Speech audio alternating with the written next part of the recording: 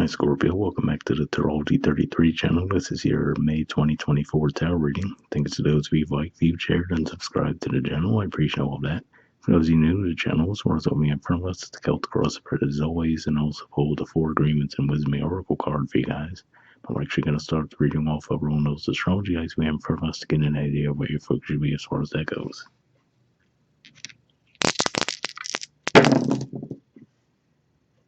Alright, we have Libra, and for you guys, Libra is your 12th house of spirituality, blind spots, and mental health. Astrologically speaking, it's a little quiet there now, but we do have the South Node there. It's been there for quite some time. I could point to releasing some things. All right, we have Mars, and Mars is going to be in Aries for all of May. And for you guys, Aries is your 6th house of work, health, and daily routines. And we have 8. So 8th house energy for you guys is Gemini, and of course as we get toward the end of May, we'll be in Gemini season. And 8th house energy in general points to death, rebirth, intimacy, and investments. Alright, so we'll keep that in mind as we go through the main spread. In the main situation position, we have the King of Wands, and challenging that, we have the 7 of Cups. So for some of you, this might be saying that you might have been elevated in some way within your careers recently, but you might feel like there's a lot of things to take on, right? So it could just be one of those things where you feel like you're still trying to find your footing, get a certain comfort level with what you're being asked to do. For some of you, this could just be saying that maybe there's also an offer at play for a position when it comes to work, and you feel like you just don't know all the details behind what it would actually entail, so you're a little bit reluctant to accept the position. And let's see if there's anything else that comes to mind with this. Yeah, for a lot of you, I feel like that's primarily a work-related situation. It can be someone that you're meeting on a one-to-one basis as well. It seems a little less likely, but if that's the case, again, I feel like you might feel like you don't fully know this person as well as you should, and you're trying to feel them out.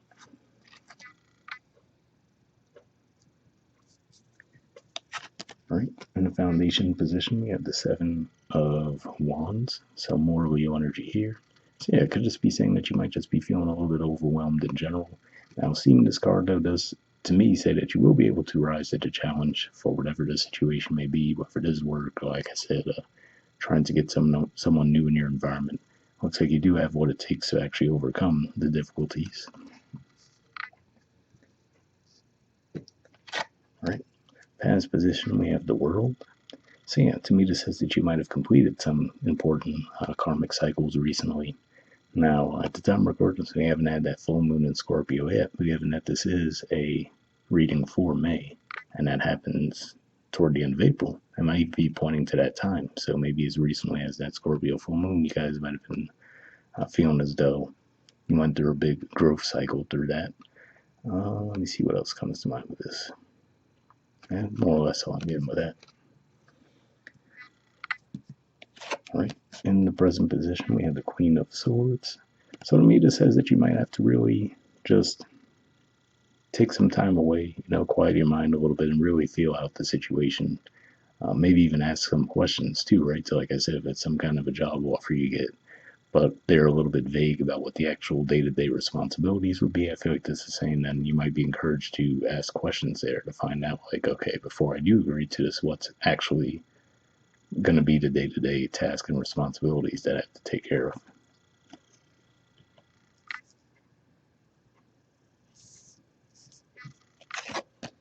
All right, in the near future position, we have the 2 of Swords, so more Libra energy here, which to me says that after you do get the information, I feel like you're still going to take a little bit more time to feel out, like, okay, do I really want to do this or not, right? So maybe there's something about it that might appeal to you on an emotional level, but you might try to detach from that briefly to say, okay, emotions aside, does this really work?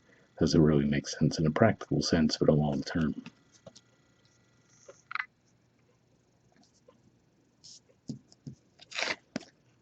All right, in the position of your influence in the situation, we have the Ace of Pentacles. So yeah, I feel like this is saying whatever the situation is, it looks like it's something that you might have brought about, right? Like I said, it looks like you went through some karmic lessons recently, so maybe that's what did that. Maybe that's what triggered these things coming into your reality now. But yeah, if nothing else, this to me also says that you could find a creative way to make everything work in the situation too. All right. In the environment position, we have the Four of Pentacles. So for some of you, maybe this could be saying that if it is someone in your environment that you're dealing with, right? Maybe you might find what they're asking you to do versus what the pay would be doesn't seem to quite align, right? So you might want to get more details from there to either, and with that Libra energy, it could point to negotiations, right? To where either you might be able to get them to agree to either give you less responsibilities for what the pay would be, or if they are going to give you all the responsibilities, give you an increase in the compensation.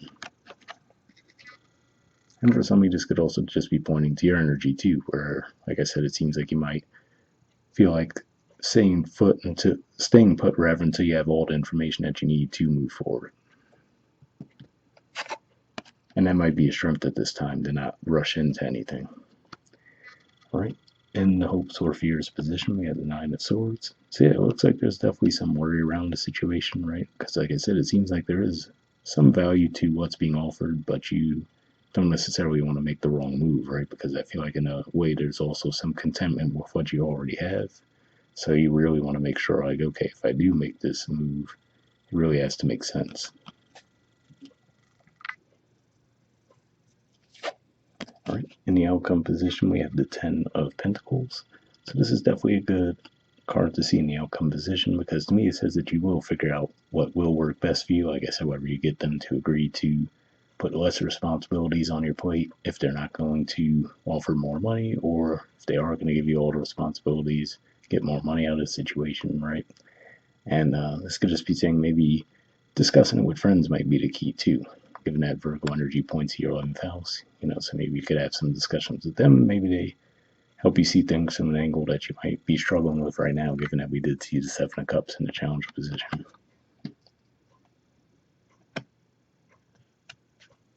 All right, and bottom of the deck, we have the Knight of Pentacles, some more Virgo energy here. And yeah, it could just be saying that this might have been something that was a long time coming, right? So you might have felt like there was delays. Now, for some of you, maybe it wasn't long-term delays, but delays nonetheless, because the reason why I say that is thinking about the fact that we have Mars energy come up here, and then I was thinking about how that would be moving through your sixth house of work through all of May. And then there's been so much energy already going on in your sixth house of work, right? So it could just be one of those things where this might have been something that took a while to finally get to you, and now that it's there, you're like, all right, let me really think this through before I take it. Okay, so from the Four Agreements deck, we have Don't Make Assumptions. There's the artwork, and it says relinquish the need to change others.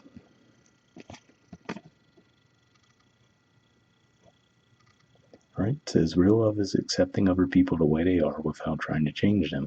If we try to change them, this means that we don't really like them. It is easier to find someone who is already the way you want him or her to be, instead of trying to change that person. So interesting message there. Maybe this is coming up as far as you're going to have a lot of energy going on in your house of relationships. I mean, we had Uranus and Jupiter there for quite some time already. Of course, for the first few weeks of May, we'll have the sun there. There's going to be a new moon there. Venus will be there for the first few weeks of May. Mercury's going to get in there around the middle of the month. So there's going to be a lot of energy going into your seventh house of partnerships and relationships. So maybe that's what's bringing this energy to the forefront. But hopefully that resonated. Right, from the Wisdom of the Oracle, we have Milk and Honey. There's the artwork, and the number is 51. So we'll see what this has to say.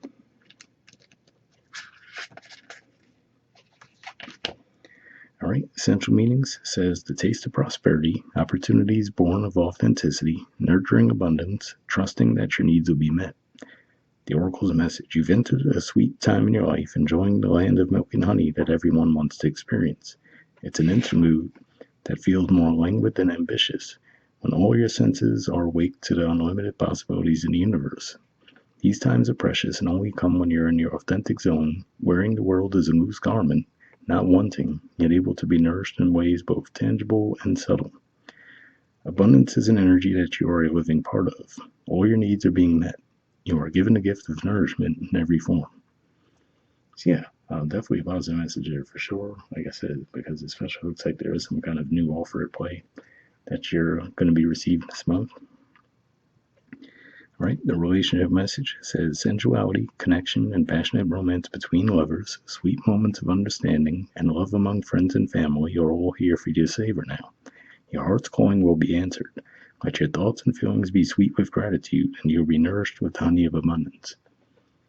Yeah, again, definitely a positive message there. I will say when we were going through the main spread, this didn't have much of a feel for romantic reading, but then reading that first oracle card and then talking about all the energy you guys are going to have in your house of relationships definitely could be bringing some energy to the forefront as well. So hopefully that resonated. All right, the prosperity message says there is only one authentic you. This version of yourself is Spirit's emissary in the world. When you're in alignment with the truth that you are a unique expression of the divine, your ego can rest and your soul can illuminate your purpose. Now is the time when you're seeking your true north. When you find this direction, you automatically step into prosperity and the world brings you evidence of abundance. Miracles are a choice and a way of seeing the world. With every choice you make right now, you have the potential to seize good fortune and embrace your destiny. Opportunities will lead you to your best life now. Be open to them. You're getting a sweet taste of what you want. Yeah, so definitely overall looks like a positive message.